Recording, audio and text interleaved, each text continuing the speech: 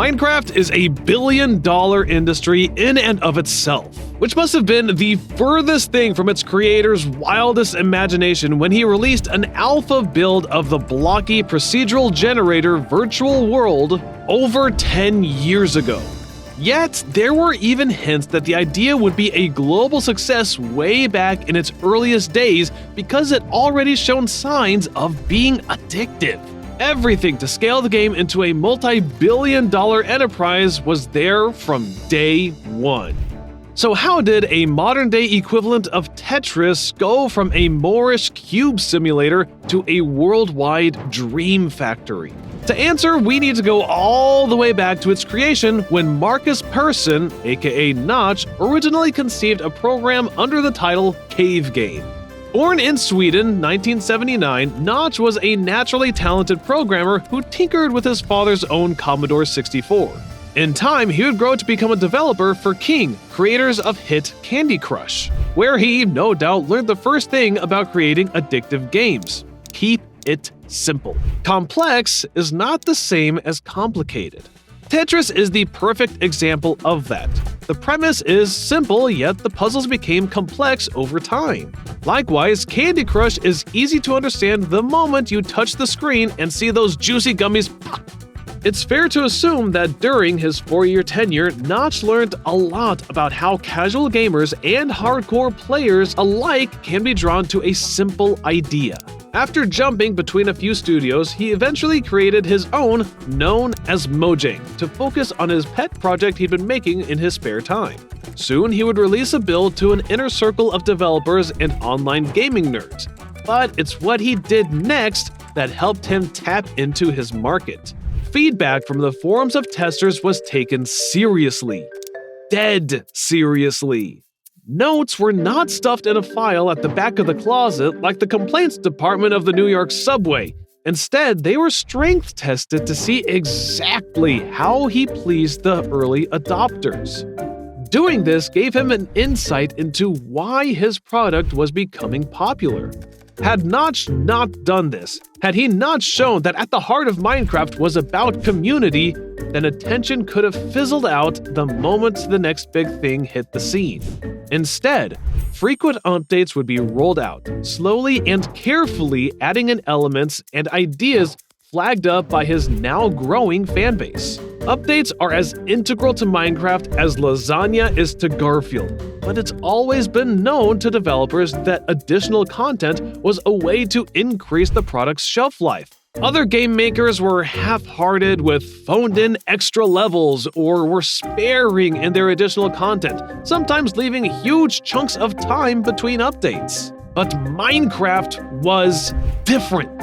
They knew that lots of small updates could, if done right, radically compound the scope of the game. Things like day and night cycles, vegetation and seasons, animals, enemies, weapons, combat, and so on all helped snowball Minecraft into becoming a game that you could play a billion different ways.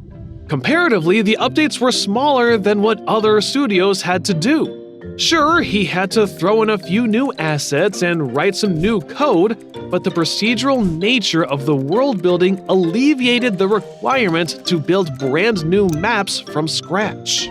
It was the equivalent of kicking a balloon in the air. You just needed a little tap to keep the game in play.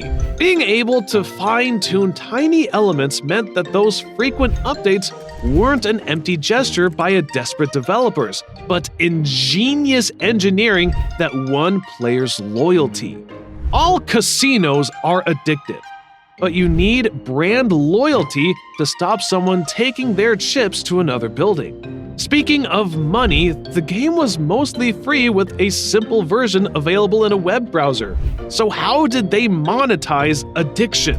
An early paywall did hold premium content with regards to the world size, but it had limited potential. Instead, Minecraft doubled down on the addictive nature of the game to create a brand new revenue stream that would have them rolling in cash like Huel from Breaking Bad. The Minecraft Marketplace is where players can make small transactions for small assets, like skins or maps. That seems pretty obvious, right? But that's only half the picture. The customizable aspect of Minecraft meant that players could create their own Minecraft assets, stick them in the in-game shop, and split the proceeds with Notch. Now Minecraft had managed to lure in an audience who had the compulsion to create and share. So rather than find another way to make their first thing even more addictive, they brought an optional, be as addictive element. Genius!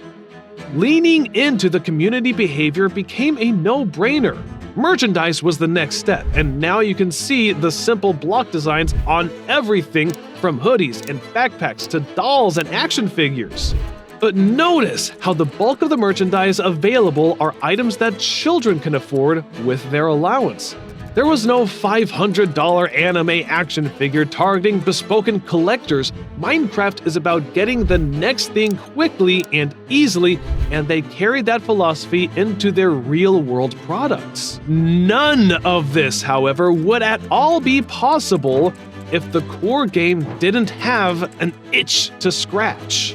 If you ask a Minecraft fan to break down what brings them back to the game, they will likely give you these 3 points.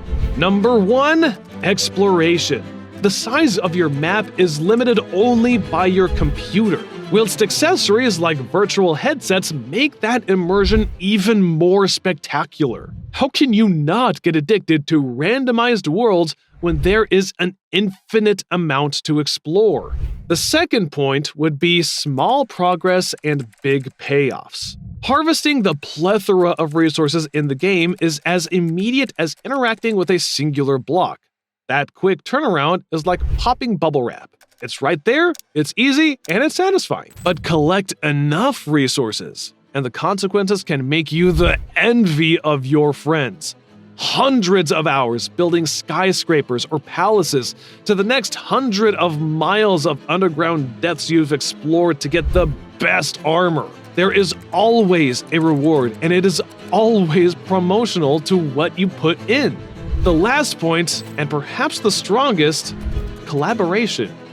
Build together, destroy together, adventure together, or don't. Minecraft can be played alone or with friends, and there's always a background community on hand to offer help, advice, and brand new items. Mixing things up is so easy that it's hard to resist the allure of trying a new something. Sure, trends come and go, and it's fair to say that the COVID-19 pandemic helped see a resurgence in Minecraft interest, especially on streaming platforms and YouTube. And with Microsoft buying the game from Notch to turn it into one leg of their gaming empire, you can expect to see a lot more Minecraft. But that doesn't mean things are future-proofed. Plenty of criticism has been laid at the feet of developers who use exploitive techniques to keep gamers interested, with many pointing to Notch's ideas as the precursors. This becomes a problem when so much of the fanbase is young and possibly forfeiting their studies or social time to emulate the millionaire Minecraft streamers they watch all the time. Add to this the emerging scientific field of video game addiction and its focus on dopamine receptors damage, and you will have enough long-term health concerns to sink a franchise. That is assuming Minecraft is even around long enough to see that play out. They say imitation is the sincerest form of flattery, so you can't be surprised to see Minecraft's biggest competitors take inspiration from its own design. Fortnite has borrowed the frequent updates and crafting mechanic that made Mojang's game unique, whereas Roblox has gone after its biggest demographic by giving young children and preteens collaborative tools that blow Minecraft's out of the water. Outside of these, mining and crafting have become commonplace in modern games. The very thing that made Minecraft so special and addictive is being absorbed into everyday game design. You know your idea is hitting the mainstream when even The Legend of Zelda is using it. The big question now is whether the merchandising wing is enough to keep the community coming back. After all, in the world of addictive games, Players just want the next big thing now, so if they aren't getting it from Minecraft, they'll go somewhere else. Will an inevitable Minecraft movie be enough to bring players back? It's hard to say. Maybe Minecraft really was the new Tetris, a big hit that fizzled out but is still in the cultural conscience. Or maybe it has the chance to be the next Mario, a bottomless well that becomes an endless source of inspiration now that the first iteration has done everything it could. If you've got future prediction, then fight it out in the comments below. Be sure to share this with the Minecraft fan, and if you'd like us to cover more stories like this, then please leave a like. And as always, hit the subscribe to catch our next video.